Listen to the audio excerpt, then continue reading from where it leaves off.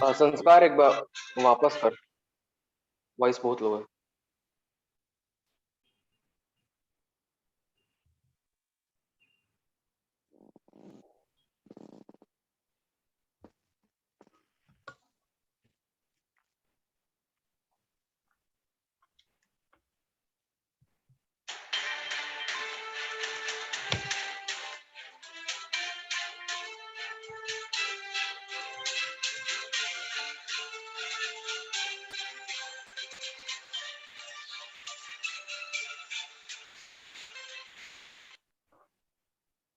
नमस्कार, आप सभी का स्वागत है हमारे चैनल BBC पर। मैं हूं अनुराग और यहाँ बैठी है मेरी दोस्त Parul. Sponsored by Center Fruit कैसी जीभ लबलबाई।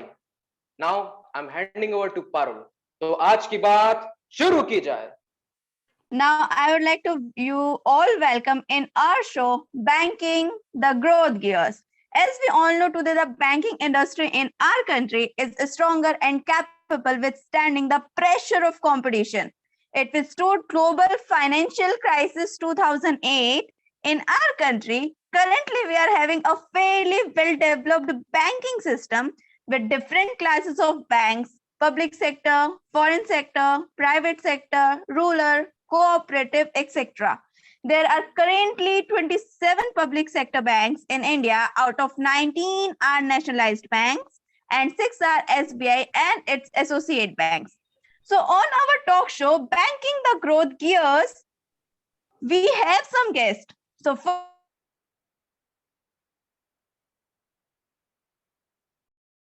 So my question for you, Bhavni, is what are the recent trends and implications of banking sectors? Hello, everyone. So the recent trends in the banking system are first, the telebanking. It facilitates the customer to do entire non-cash related banking on telephone.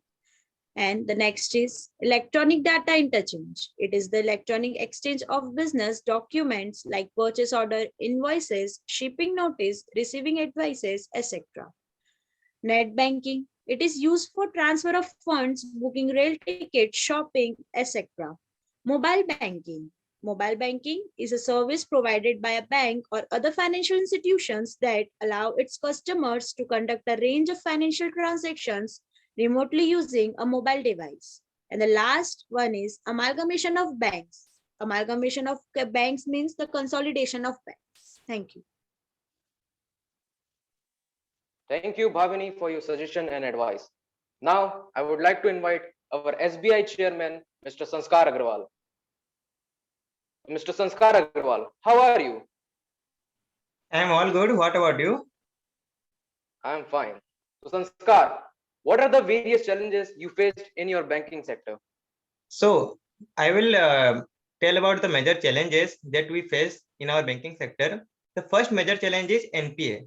The NPA will lead to a higher cost of capital that will lead to higher inflation. Then, the second major challenge is information technology in banking.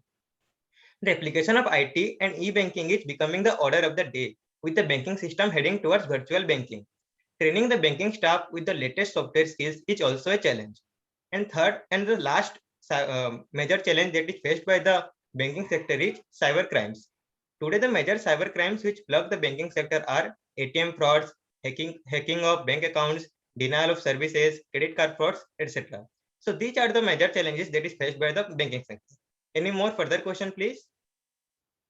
Thank you, Mr. Sanskar. Actually, we are having various guests, so we will conclude you after some time. No problem. Now I would like to invite Sneha, who is the member of ICICI Bank. So welcome, Sneha, on our show. And my question for you is, what are your opinion about future outlooks?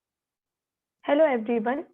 I would like to explain the future outlook regarding the banking sector. Here, the adoption of technology in bank continues at a rapid pace. The concentration is perceptibly more in the metros and urban areas.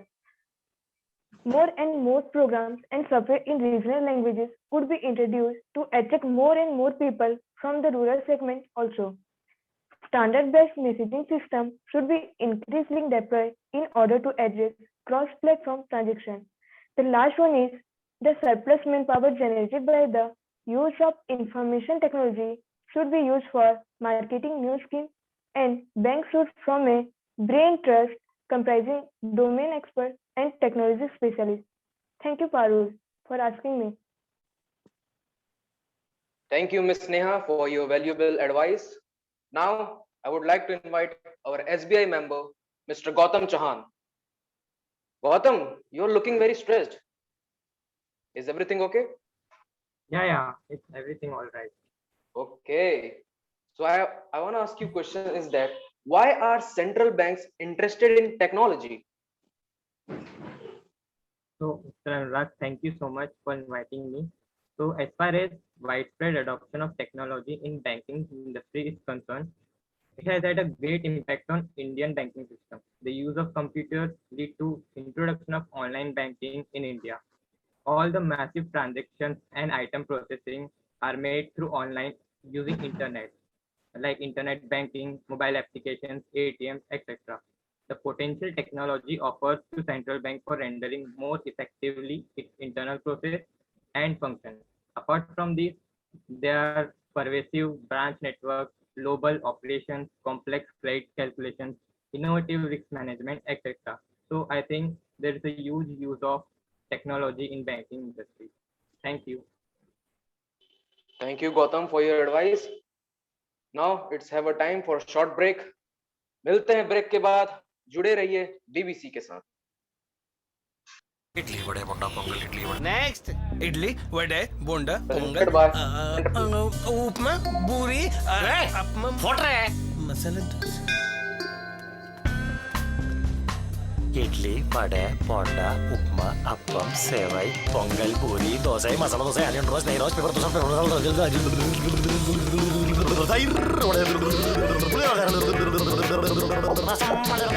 Centre Fruit कैसी jeep लपलपाई.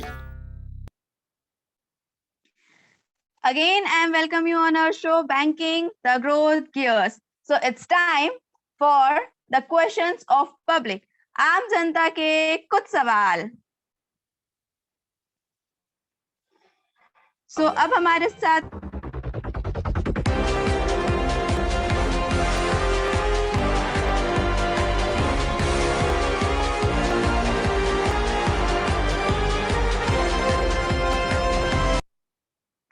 तो हमारे साथ अब connect हो रहे हैं मीरठ से अमन अग्रवाल जो आए हैं यहाँ अपने कुछ सवालों के साथ.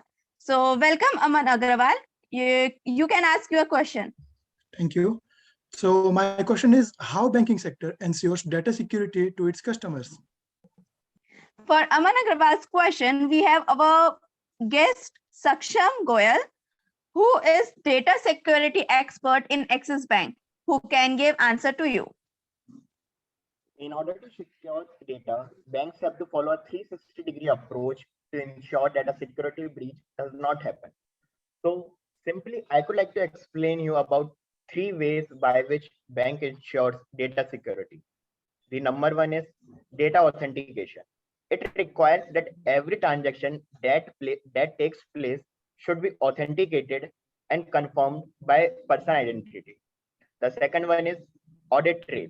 The data is backed up regularly so that the data loss cannot be happen. Last but not the least, secure infrastructure.